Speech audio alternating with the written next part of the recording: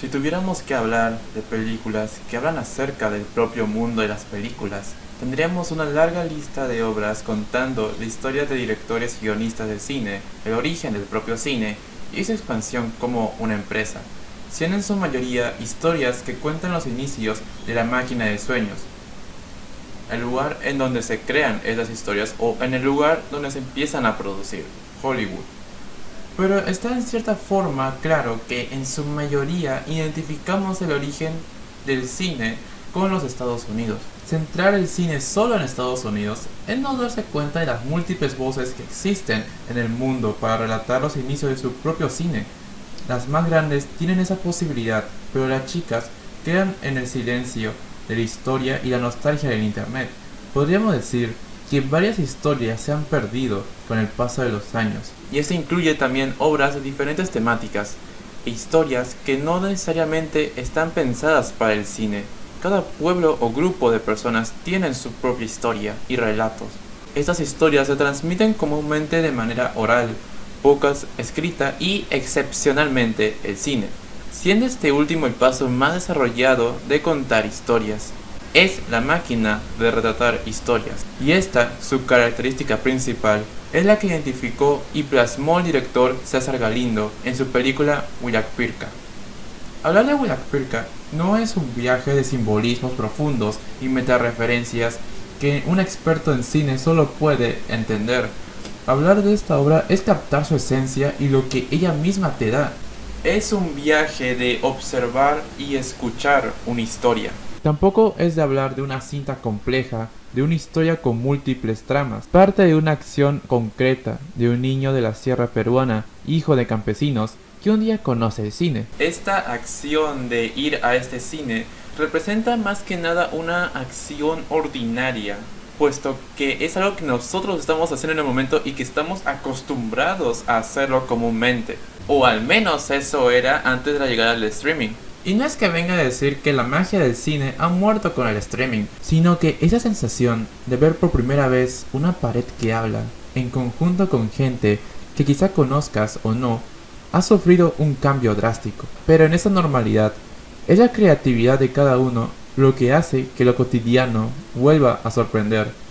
Y esto lo podemos ver mejor reflejado en el rostro de un niño. El niño como curioso del mundo se puede ver mucho en la filosofía, siendo un punto importante para iniciar ese proceso de ir más allá de las preguntas. Algo así ocurre con Sistu, el protagonista de esta historia, quien por curiosidad ve de una manera diferente el cine y logra captar su magia, la magia de crear historias para retratarlas en la realidad. Con ello, Sistu embarca a su comunidad a presenciar esta magia y conocer historias que van más allá de lo que es su propio mundo. Y esto es uno de los puntos más importantes de esta cinta, o por lo menos uno de los más curiosos, en cómo es que se construye el mundo narrativo, o digamos el escenario o espacio en el cual se van a dar las acciones de esta cinta. El mundo de Sistu se compone de su hogar, su escuela y su pueblo, alejado de cualquier otra clase de civilización moderna, de lo cual todo este escenario parece estar dentro de un limbo en el tiempo.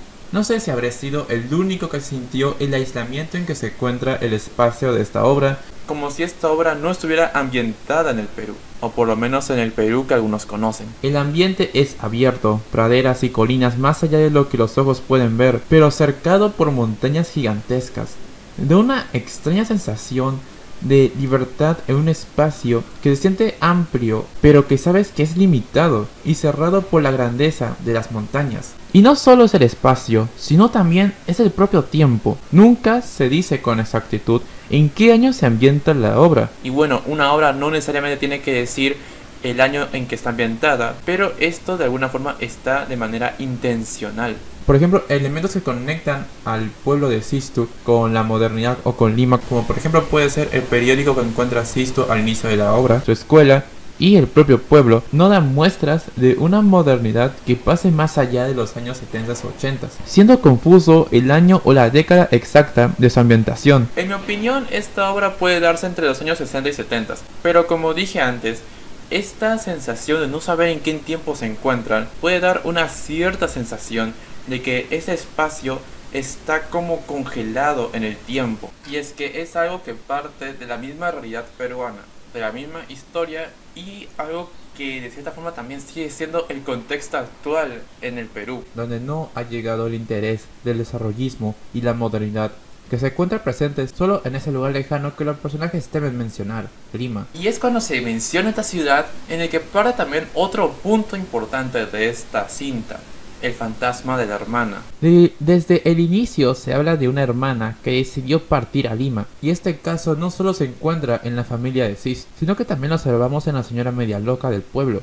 quien, según el padre de Sistu, su hijo decidió irse a Lima a vivir la vida de universitario. Entonces ya nos ponen dos miedos que son dilemas dentro del pueblo, sobre todo para Florencio, el padre de Sistu. O también retratado simbólicamente, el escape de la cárcel rural hacia la libertad capitalina. Este caso también se vio sobre todo en la película Huayna-Pacha, donde el progreso y la modernidad se ve como ese pozo que jala personas del campo para atraparlas y no dejarlas salir, En donde se da el cambio de una cárcel por otra. Aunque no es el dilema principal del protagonista, es la motivación del adversario, Florencio, en evitar la modernidad, además de tener miedo a todo lo que conlleva el progreso, como por ejemplo la educación. Es por ello que es el único personaje que mantiene su oposición con el cine. Pero ese punto cambia en el momento en que el propio Florencio se da cuenta de que su hijo no es solamente un mensajero de películas que se estrenan o que se hacen en otros pueblos, sino que es un propio inventor de historia, o por lo menos que se basa en historias de su propio pueblo. Y es que cuando Sistu hace una historia que es a partir de un suceso propio familiar, es que Florencio recién se da cuenta del potencial que tiene el niño, aunque no se demuestre literalmente. Es aquí cuando entiende la conexión o el parecido que tiene el cine con su realidad, el poder contar historias. Tal vez Sistu no será un campesino al igual que lo que quiere ser Florencio, pero él entendió lo que Sistu quiere ser y su verdadera pasión.